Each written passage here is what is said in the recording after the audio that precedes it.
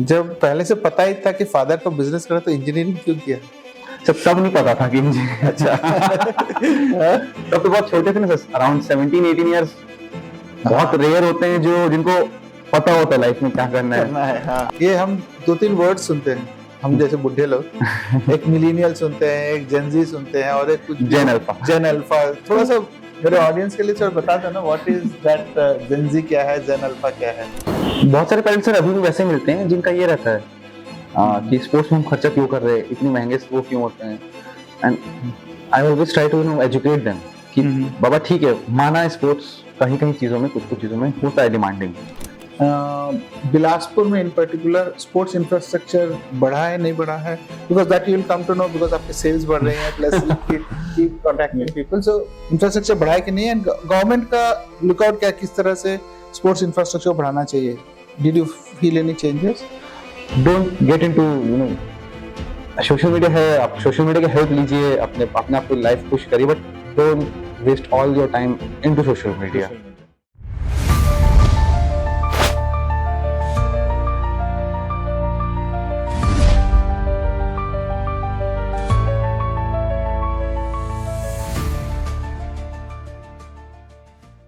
Namaskar, Vanakkam, Namaskaram, and welcome to another episode of Unsung Heroes, the Legends in Spotlight, the podcast which is for Bilaspur and for the people of Bilaspur.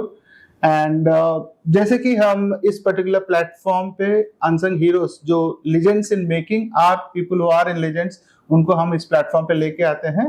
And also we include generally young generation या millennials who are doing some work in the society, or who are actually taking up the traditional business and taking it in a new, giving it a new shape. जैसे कि हम देखते हैं कि कोई भी एक बर्ड, पंछी जब बच्चा देता है तो जैसे ही बच्चे को पंख आते हैं तो वो उड़ जाता है, और वही स्थिति होती है एक टियर 3 सिटी में। जब कोई एक बच्चा बाहर पढ़ने जाता है या जॉब करने जाता है तो वो वापस जनरली नहीं आता है, और यही एक रीजन है कि टियर 3 सिटीज की जो डेवलपमेंट है उतनी फास्ट नहीं होती है।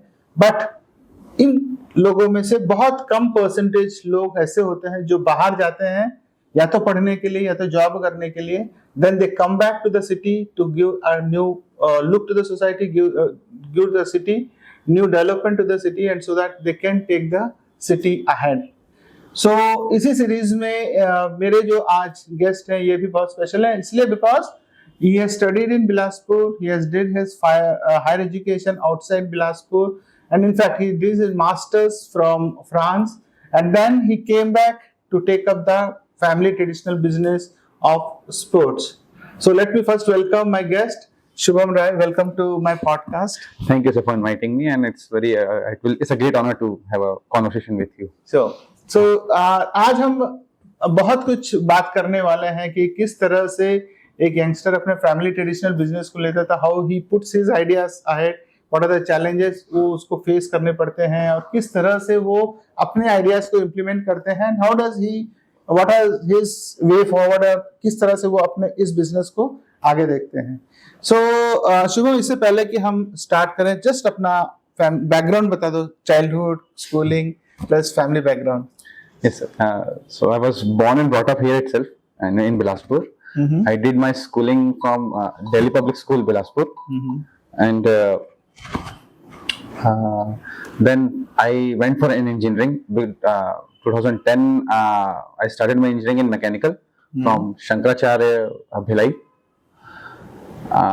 From then on, I joined father's business purely on learning basis because I wanted to learn. I wanted to give him some support.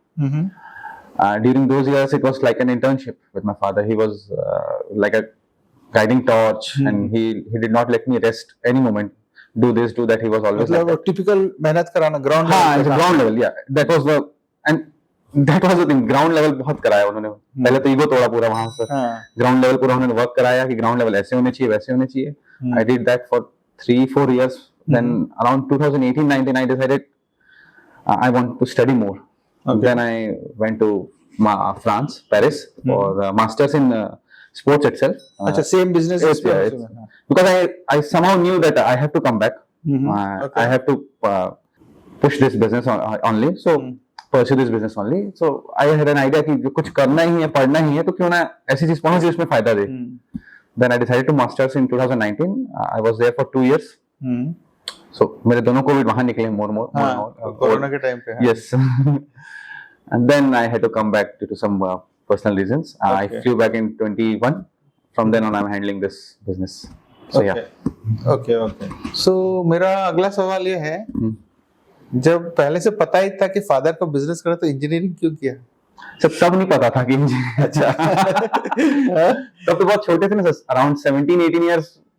बहुत रेयर होते हैं जो जिनको पता होता है लाइफ में क्या करना है. हाँ. आप तो एज जो मेरा एक्सपीरियंस रहा है, मुझे तो 27-28 तक नहीं पता था करना है क्या एग्जैक्टली. तो बाद में क्लैरिटी आते गई. इट्स ओके, सबको अपनी स्टार्ट होती है. ठीक है, because always when you do engineering, your analytical skills and other scope बढ़ जाता है. You can do anything in engineering. Yeah. Engineer can do anything. I enjoyed my time in engineering and I really did enjoy, but हाँ education wise enjoy नहीं किया, but हाँ otherwise life skill, survival skills सब enjoy की. Engineering के बाद जब हाँ करने लगा तो मुझे समझ आया कि नहीं, मुझे अच्छा लग रही चीजें, and hence I decided to do masters related to this itself. Okay, so when you take up a family traditional business, हम जब लेते हैं, so उस business में like your parents they come through a tradition कि हाँ इसी तरह से हम करते आ रहे हैं, इसी तरह से करेंगे, ये होता because there is a generation gap, right? So जब आपने take over किया, हालांकि you started business early with your father, तो वो traditions तो देखे होगे, but then once you have gone out and came back, और उसके बाद फिर यंग जनरेशन तुमने बाकी बिजनेस स्टार्टअप का देखा है, तो ऐसा कौन सा कोई चैलेंज आया कि तुमको इम्प्लीमेंट करना चाह रहे लेकिन पेरेंट्स का प्रेशर कि नहीं ऐसा नहीं करता, ऐसे ही चल रहा था, ऐसे ही चलने दो, ऐसा कोई इंस्टेंस याद है? That's an interesting question. एक इंस्टेंस याद है, it's a very trivial example. हमारी फादर की जनरेशन में हमारे यहाँ बिलासपुर संडे ऑफ रहता है जनरली, मतलब फर्स्ट हाफ खोलता है. ट्रेडिशनल बिजनेस ये रहा कि फर्स्ट हाफ खोलेंगे, सेकंड हाफ ऑफ रखेंगे. और मैं बाहर देख के आया था कि छुट्टियों का भी इंपॉर्टेंट उतना ही होता है. You have to have a balance between personal life and professional life, at least for a day, at least एक दिन तो मिलना चाहिए. मैंने घर में बात रखी कि संडे हम ऑफ रखेंगे अब से. सो दे वर वेरी एंग्री. अच्छा, father was not keeping it off Sunday? No, he did not. पूरा 7 days a week. 7 days a week, and on Sundays it was until 2 or 3 p.m. depending upon the work. Okay. And I thought नहीं यार, मुझसे नहीं हो पाएगा ये चीज. I discussed my very small idea कि पापा माँ संडे हम ऑफ रखते हैं, एक दिन सबको ऑफ मिल जाएगा, माइंड रिफ्रेश हो जाएगा, मंडे से और पुश करेंगे. It took me 3-4 months to make them understand कि नहीं हो पाएगा, पॉसिबल नहीं है.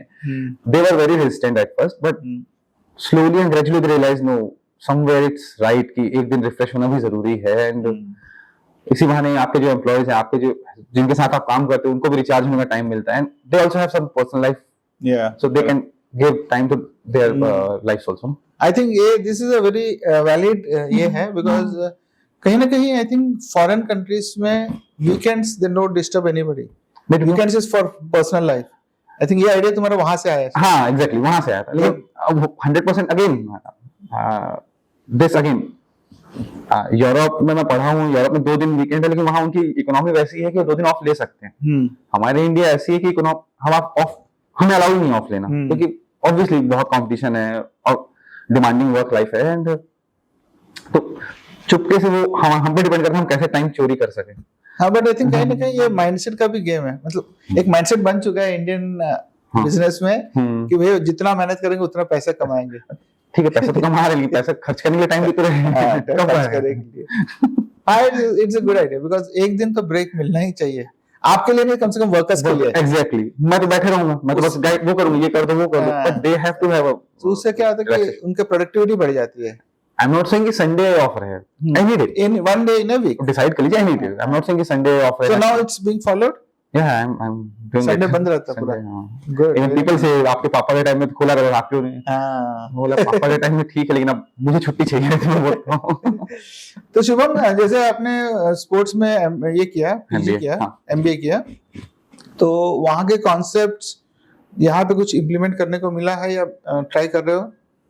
और how it is different here and there when you talk about अब आपका तो स्पोर्ट्स बिजनेस है ना, so when you talk about sports business, So from there it's very organized. India is still very unorganized. Unorganized means हम बिलासपुर की बात करते हैं. Bilaspur still works on relationship. ये मेरी बहुत बड़ी learning थी यहाँ आके. Even after graduate, even after masters, when I started handling my business, it took me 7 or 8 months to realize कि बिलासपुर अभी भी relationship में ही work करता है. Otherwise I was very rigid कि वहाँ हम जो सीख के आए थे कि इम्प्लीमेंट कर दें. हाँ एग्जैक्टली इम्प्लीमेंट करें, वैसे रिजिडिटी इम्प्लीमेंटेशन नहीं हो सकता, पॉसिबल नहीं है. So you have to find you have to be little flexible with your learnings also. You can not be rigid and Absolutely. Same shoes can not fit everywhere. That's the thing and that actually that was the biggest learning of me mind since I am also realising it. हाँ वो सबसे बड़ी learning थी कि आप एकदम rigid कोई भी लर्निंग अप्लाई नहीं कर सकते. First you have to absorb the local surroundings, वो कैसे वर्क करते हैं, then accordingly you can implement strategies. Because change is always a resistance. There is, whenever you try to bring a change, It is always huge resistance you'll will always be have to face resistance, and it becomes difficult when your close ones resist that. So correct. it's better कि पहले उनकी भी सुन लो, respect their opinion also. धीरे धीरे implement करो. Exactly, they'll also understand कि नहीं सही कह रहा है कहीं ना कहीं. So yeah, that's the thing. Okay. So one more question, मतलब ये हटके है. ये हम 2-3 वर्ड सुनते हैं हम जैसे बुढ़े लोग. एक मिलेनियल सुनते हैं, एक जेनजी सुनते हैं, और एक कुछ Gen Alpha. जेन अल्फा. थोड़ा सा मेरे ऑडियंस के लिए सर बता दो ना, व्हाट इज दैट जेनजी क्या है, जेन अल्फा क्या है? Yes. So yeah, that's a very big, means very good question also. मुझे भी As per my understanding, as per my knowledge, I would say, if I may be right, I may not be right. From the person who was born from 1980 to 1998, or maybe plus minus 1-2 year, they are known as millennials. So I am a millennial, and until 1998, whoever is person is born, he is a millennial. He or she is a millennial. Okay. Then from 99 until 2004 or 5, the person who was born in between those years, he or she is known as Gen Z. अच्छा. And person beyond 2005 or 6, he or she is known as Gen Alpha. क्या difference क्या है Gen Z और जेन alpha में? मेरे को लगता है 2098-99 के बाद सभी जेनजी है करके. सर डिफरेंस तो मुझे भी उतना पता नहीं, बस बोला जाता है. है. दिया गया. मुझे इतना समझ आया कि आपकी जनरेशन थी, दे वर वेरी गुड. हमारी जनरेशन है, हम थोड़े से लिबरल या लीनियंट हो गए. हमारे बाद वाली जनरेशन थोड़ी और लिबरल लीनियंट हो गई. उनके बाद की जनरेशन और थोड़ी सी हो गई. बट परेशान हर कोई से बराबर. सो या मतलब ये हो गया कि अभी के जो जनरेशन है, आजकल वो एक चला ना, क्या बोलते हैं, जैमिंग, भक्ति जैमिंग, बात करना आपस में. नहीं, not that. Jamming is basically जो आजकल जो भक्ति. यस भक्ति जैमिंग. पहले हमारी जैमिंग सॉन्ग्स की होती है, भक्ति गाने, भजनों की होती है. भजनों की हो गई. लोग जेनजी पूरा वहां पे तो जेनजी यूज करते हैं. जेनजी सब जेनजी यूज करते हैं, इसमें यूज कर रहे हैं. Gen Z is now coming to work life. And it is actually a very good change. Bhakti jamming, it's actually a good change that you would like to see. And I think that's a good innovative idea. जैसे हम startup की बात करते हैं ना, innovative ideas become viral now. ये सब है ना, बहुत साल पहले आर्ट ऑफ लिविंग का कुछ प्रोग्राम अटेंड किया था. वहां पहली बार मैंने ये कॉन्सेप्ट देखा था. कृष्णा जी पे, भगवान श्री कृष्ण पे कॉन्सर्ट था. So during our time it was also there. But yeah, currently it is in now. It is actually a very, very good change. So you follow Art of Living also? My mother does. Okay. So because of her, I used to. Right now I'm in work, so I do not. Even if I get time, I try to spend it with my friends. It's like that. Achha. So now in your sports shop, what is the US? What is different from the other? How it is different from other normal sports shops in Bilaspur? Or if I can put it in another way, किस तरह से आप नए changes लाने की कोशिश कर रहे हो अपने इस पे sports? I learned I'll put up 2 points. One thing that I learned from my father, and one thing that I learned in my education. So from father I learned good behavior. No, even if you're angry, you have to absorb it, because the person or the customer or the client, he doesn't know that you are angry. Correct.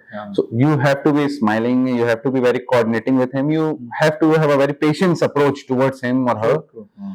So I think that's the thing that I learned, and it has really helped me to understand the people's psychology also. And second thing that I learned from there, uh, you know, you have to have an ability to zoom out. And by zoom out I means you have to have an ability to have a bird's view. कि कहीं ना कुछ तो loophole है. Loophole I would say कहीं ना कहीं कोई ना कवर नहीं कर रहा है, कुछ ना कुछ छूट रहा है. तो वो आपको एनालाइज करना पड़ता है क्या छूट रहा है, and you start doing service, providing service in that field itself. अच्छा. So these two things have been my, तो मतलब जहां पे भी गैप्स है उसको फिल करने की कोशिश. हाँ, exactly. whether by providing good service, or whether by providing good product. But yeah, so you have to look for gaps. There are always some gaps. Analysis. Even I'm not saying I'm filling all the gaps. I might be leaving some gaps. True. So some people can look at that thing and work on that. हाँ, ये बहुत अच्छी बात है. जैसे आपने बताया ना कि आप अपने पेरेंट्स से उनकी वैल्यूज, उनकी वो, I think they form the foundation of any business और any personality for any. And ये I think this is common throughout. आप किसी भी एज में चले जाओ, ये वैल्यूज को आप नहीं बदल सकते. अगर ये वैल्यूज आपके पास है तो your personality develops like that. Exactly. And business is again about meeting two people, how you are communicating with your customer. Exactly. So I think that is a good point. My father used to say, अगर इंसान मनुष्य अच्छा रहा तो मनुष्य अच्छा रहा तो money will follow you automatically. So that's what I try to implement. Or I think पुराने जो जमाने के लोग हैं ना, they take business as the primary thing and money as a byproduct. Exactly. It has to be. पूरा value business पे देते थे, customer relationship. Money is always a by product. Money, exactly, and money is always a by product.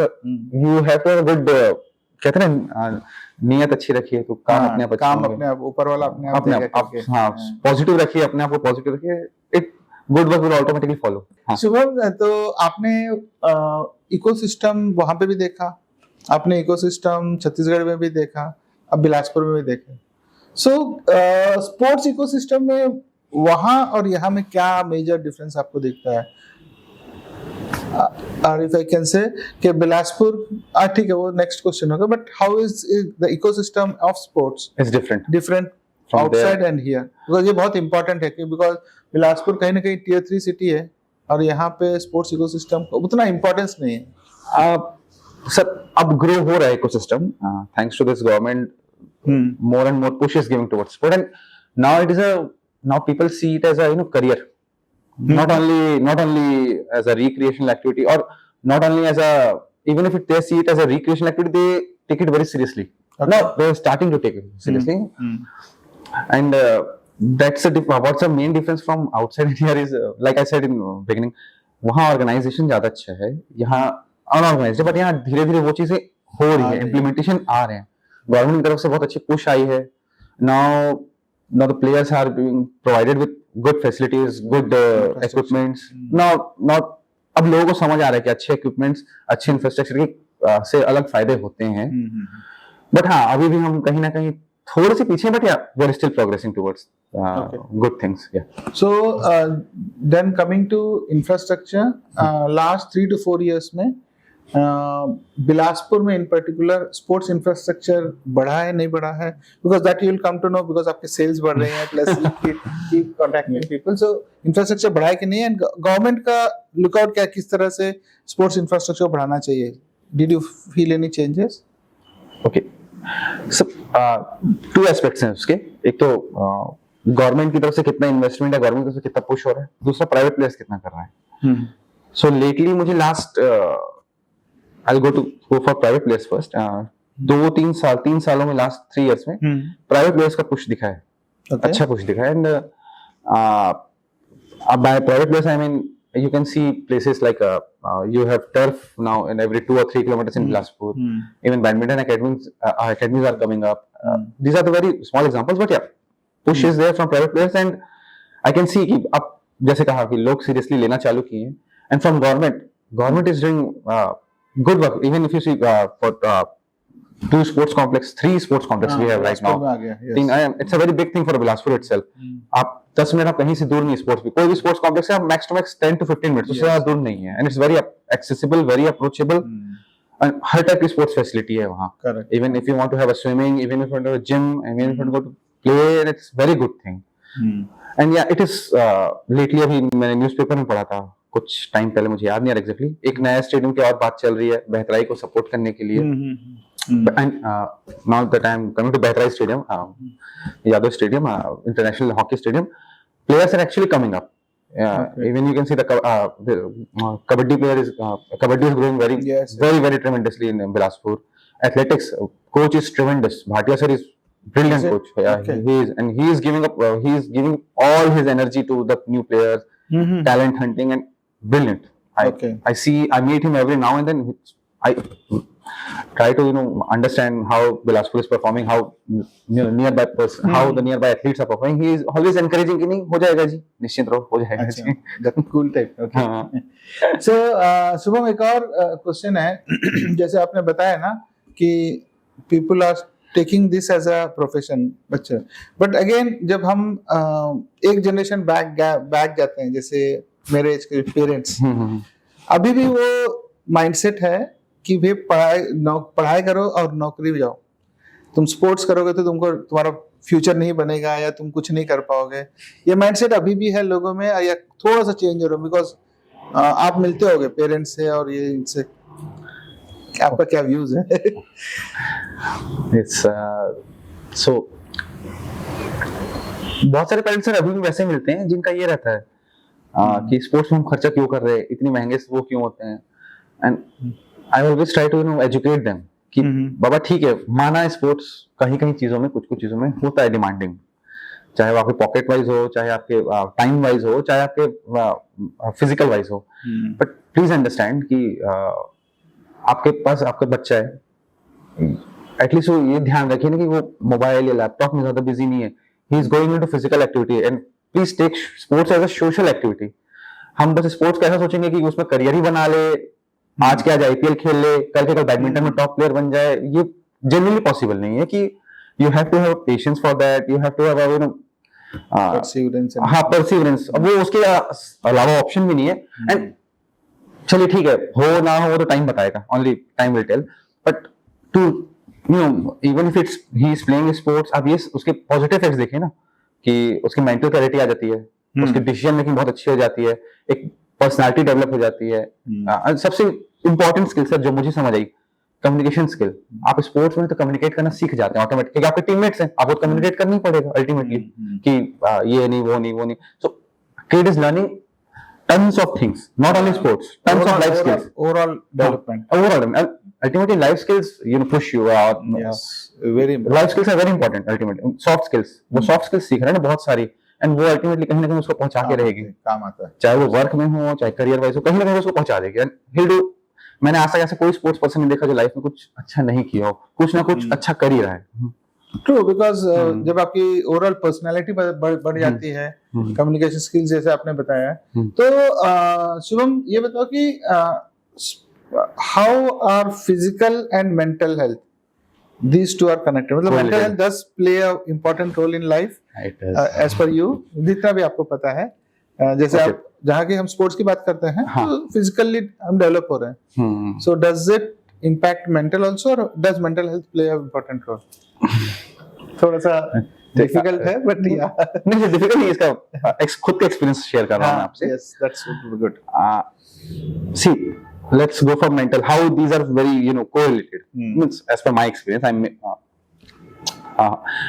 आप सुबह उठिए, आपके पास purpose है कि that you have to wake up at this time, particular time, 6:30 7, okay, now you do your morning things and morning rituals, then you have a purpose, you have a timetable set कि 8 बजे मुझे खेलने जाना है या gym जाना है. So 8 से 9:30 10 आप दे दीजिए, ठीक. अब आप समझिए, अगर आप जिम या खेलने नहीं जाते, वो 8 से 9:30 10 क्या करते? मोबाइल डूम स्क्रॉलिंग करते या कुछ नहीं करते. वो कुछ नहीं करने में अगर हमारा माइंड ऐसा है सर, आपको उसमें एनर्जी इतनी है ना कि उसको कहीं ना कहीं डायरेक्शन देना ही पड़ेगा. So this is a kind of direction. Sports एक डायरेक्शन देता है माइंड को. तो हम जो कहते हैं ना मेंटल क्लैरिटी आना, मेंटल क्लैरिटी कैसे आएगी? आप खेले, आपका माइंड थक गया, अब आप नहा रहे हैं, अब आप काम पे जा रहे हैं, तो क्लैरिटी है माइंड में कि अब ये करना है, अब ये करना है, अब वो करना है, तो वो चीज ना वर्क में फोकस करने में मदद करती है। तो ये मेरा खुद का एक्सपीरियंस रहा है, इसलिए नहीं, I think that's a very very good point आपने बताया कि it's not only mental clarity, it also brings in discipline. Exactly discipline आपको ऑटोमेटिक आ रहा है ना सर, बिकॉज़ 6 बजे उठना, जाना है मतलब जाना है, जाना है मतलब जाना, ऑप्शन नहीं आपके discipline पास। है, हाँ। आप एक दिन नहीं करेंगे कोई बात नहीं, 2 दिन नहीं करेंगे कोई बात नहीं, लेकिन आपको आपके दिमाग में, हमारे दिमाग में हमेशा रहता है कि मुझे उस लेवल में पहुंचना है। कोई भी इंसान हो, आज मैं यहाँ हूँ, वो खुद को सोचता है कि मुझे ये करना है। अगर उसके अंदर खुद है कि भाई वहां पहुंचने के लिए मुझे ये करना है, तो मतलब करना है, ऑप्शन नहीं है। या और दूसरी भी आपने बोला था कि हमारे माइंड में एनर्जी बहुत है, हाँ बहुत, उसको फोकस की जरूरत है, फोकस आपको एक डायरेक्शन देना जरूरी डायरेक्शन है। की जरूरत है। जैसे आपने बताया कि अगर हम 6:30 बजे उठ के अगर खेलने नहीं जाते तो या तो स्क्रॉल करते या तो बिस्तर में पड़े रहते, एग्जैक्टली कुछ तो हमारा एनर्जी वहीं जा रहा है। Exactly So we are losing that energy. I think you have got a very important point. So you need to have a focus, you need to have a goal and start working on it. And also sports brings in discipline. Physical fitness तो लेके आता ही है। Physical fitness by product है, आप समझिए। ये discipline by product, वो तो आ गई ऑटोमेटिक आ जाएगा। आपको सबसे इंपॉर्टेंट चीज लोग ध्यान नहीं देते, डिसिप्लिन दे रहा है आपको वो चीज, और एक पर्पस दे रहा है लाइफ में। Yes, purpose and discipline. These are two very important things. Great. Okay. So Manoj, the last 3 to 4 years, आपको बिलासपुर में मेरे को कहीं ना कहीं, चलो मेंटल हेल्थ के बारे में बात करते हैं। अगर आपको पता है तो हमारा माइंड, हमारा gut plays a very important role in mental health. Mind, gut को हम सेकेंड ब्रेन भी कहते हैं, ठीक है? एग्जैक्टली। सो बट अगर आज ईटिंग हैबिट्स का देख लो बच्चों के, so basically junk food, processed food, plus time पे सोना नहीं, ठीक है, टाइम पे खाना नहीं खाना, तो ये सब कहीं ना कहीं गट हेल्थ को इम्पैक्ट करता ही है, एंड वो इन टर्न आपको माइंड को हेल्प करता है, इम्पैक्ट करता है, because mind and gut are connected. Yes. So first of all, your personal, how do you maintain, what is your eating habit, because you look fit even if you're a millionaire. So what are your eating habits? How do you take care of your physical fitness and also mental fitness? So yeah, regarding my physical and mental fitness, what I do is I have started doing meditation for past 2024, past 2 years. Yes. Okay. I have started it actually showed a difference, you know, how to manage your stress.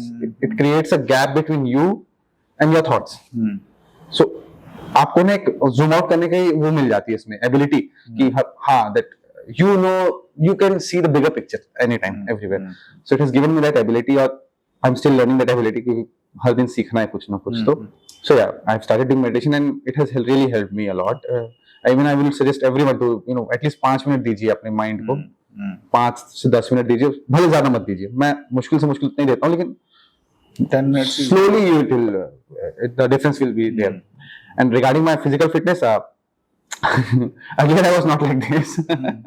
Then I realized कि भाई मेरा खुद का sports का business है, मैं खुद fit नहीं दिखूंगा तो मैं कैसे सेल कर पाऊंगा? उसका मैंने पूछा क्वेश्चन।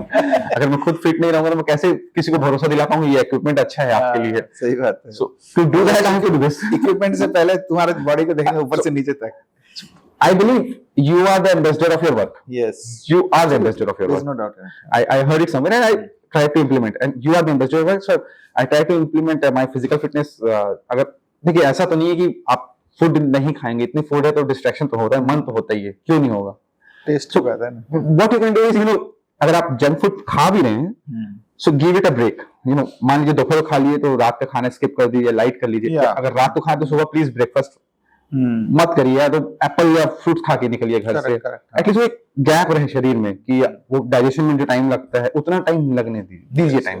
तभी तो हमारे यहाँ कितनी अच्छी बात है, हमको पहले सिखाए गए जो फास्टिंग रखते हैं, उपवास रखते हैं, इंटरमिटेंट फास्टिंग, उपवास एक दिन का ही रख लीजिए पूरा। ऑल्दो मैं इस चीज को नहीं रखता, बट एक इंटरमिटेंट हो जाती है मेरे से। And so that is how I try to maintain myself, but yeah, still a lot of things. No, that's very good. This thing, intermittent fasting or gap, because जो हम खाना खाते हैं तो it takes almost 6 hours to go into the stomach and go out of the stomach. It takes. और हम जो है क्या करते हैं, सुबह ब्रेकफास्ट करते हैं, लंच करते हैं, लंच के बाद शाम को चाय पीते हैं, चाय के साथ कुछ खाते हैं, फिर रात को खाना खाते हैं, फिर सो जाते हैं। So we are actually not giving time for our stomach to do its work properly. अगर आप खाइए हाँ 2-3 घंटे में खाइए, बट कोशिश करिए लाइट, कम खाइए, बस चख लिए, भूख को मार दीजिए उस time. yes, because actually if you feel hungry and you keep yourself hungry, तो हमारे बॉडी के अंदर में जो सेल्स है ना, they start eating themselves.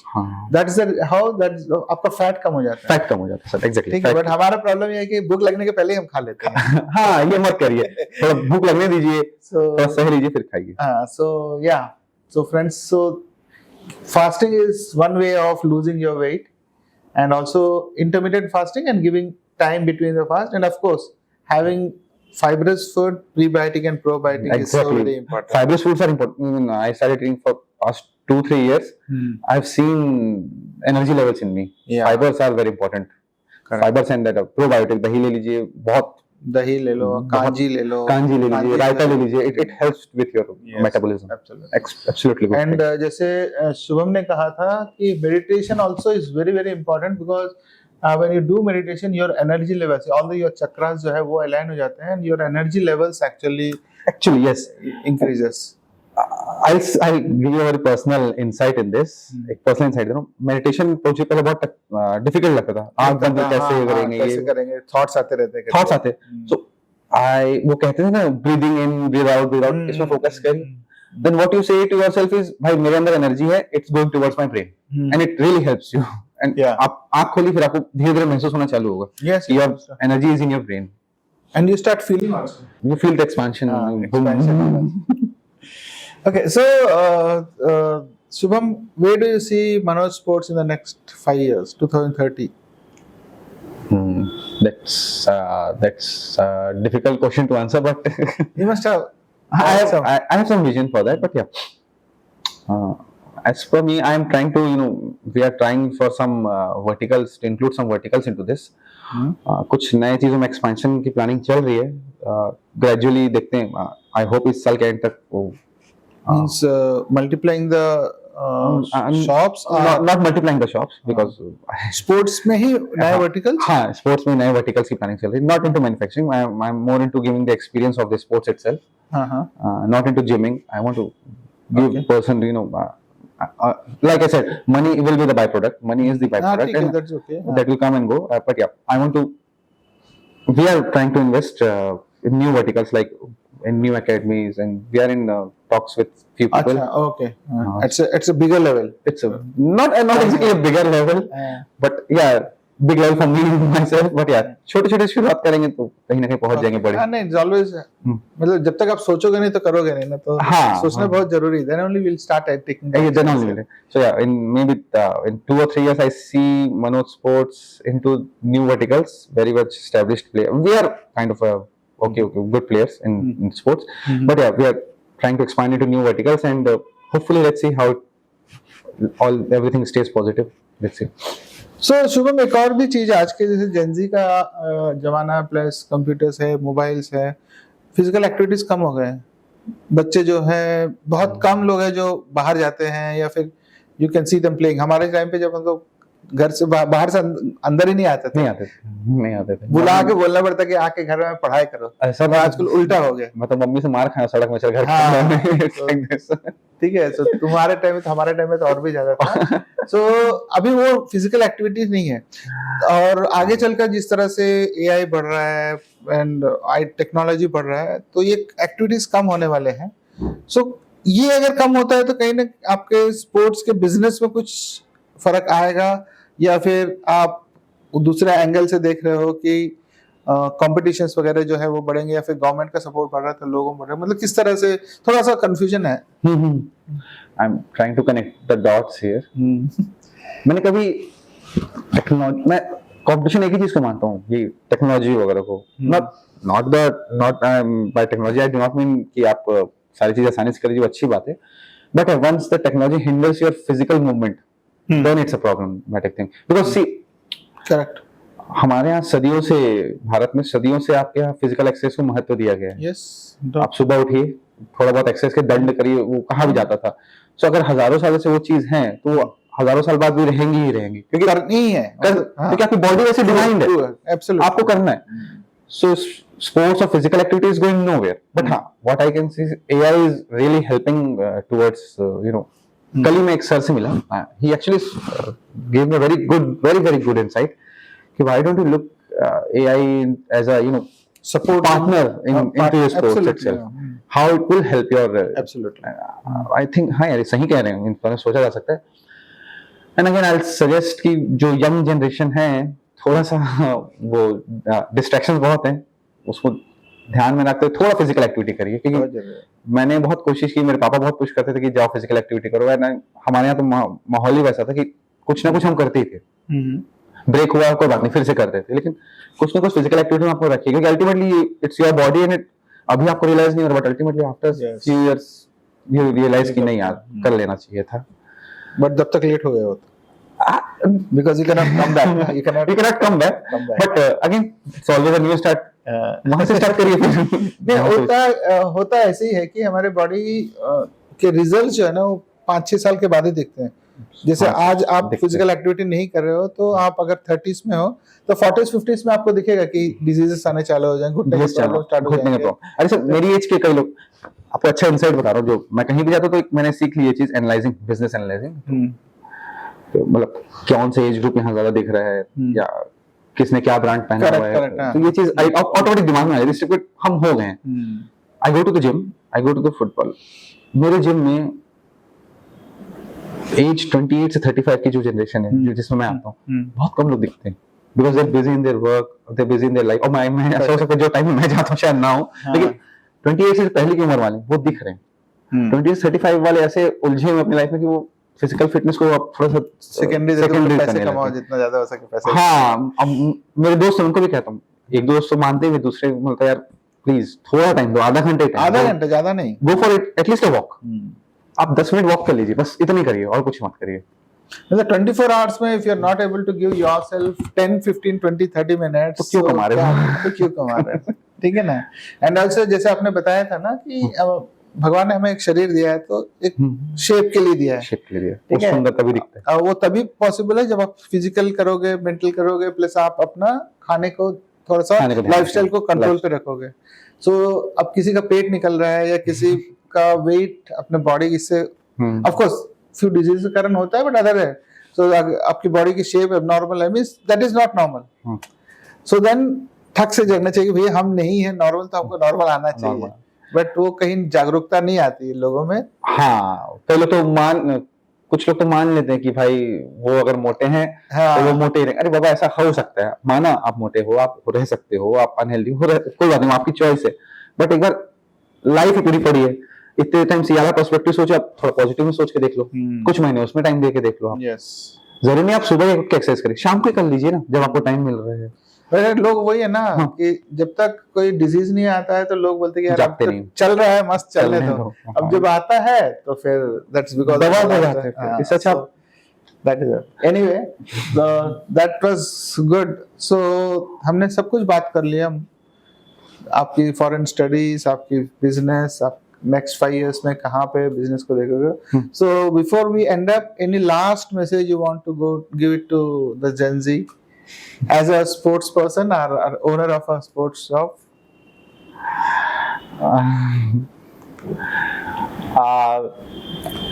Try to build a human connection. That's more important. That's more because आपको समझिए आजकल जितना मुझे एक्सपीरियंस है, सबके अपने एक्सपीरियंस होते हैं. खैर मैं शायद छोटे पर्सपेक्टिव से बोल रहा हूँ. Try to have a human connection.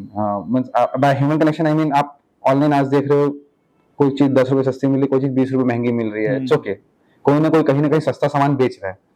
But try to stay local with people, because ultimately local people will help you in whatever situation. You may have not seen the life that much, but ultimately आपके friends, आपके पड़ोसी, आपके कोई भी पहचान के वही काम आएंगे जो लोकल रहते हैं कुछ ना कुछ सिचुएशन में.